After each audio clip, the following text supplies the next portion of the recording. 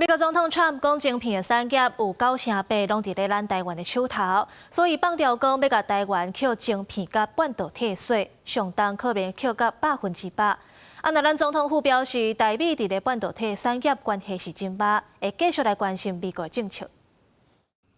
正前，美国总统川普伫演讲时阵表示，伫无偌久将来会对外国生产的电脑晶片、半导体扣关税。总统府发声明强调，台美双方长期伫半导体领域科技产业领域关系密切，共创双赢，会继续关注美方的政策。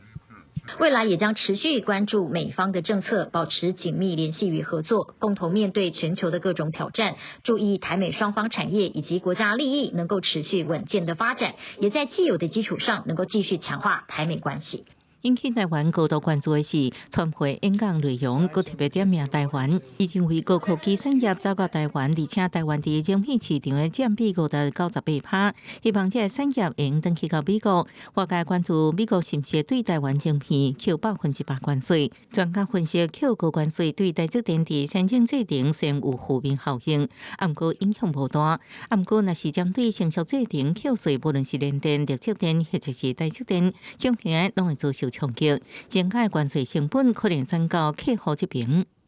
这个税其实不能由厂商来负担，所以说就一定会转嫁到所谓的客户端，甚至是终端的消费者的部分，会造成了所谓的来自于3C 产品和电子产业的通货膨胀。对美国的消费者来讲，其实是有百害而无一利。专家表示，美国总统川普扣关税，主要是希望台积电应加速伫美国扩充先进制程产能，不过其他生产成熟制程的大厂，考虑美国水电甲人力成本拢比台湾较悬，有其转去美国设厂的几率无大。记者综合报道。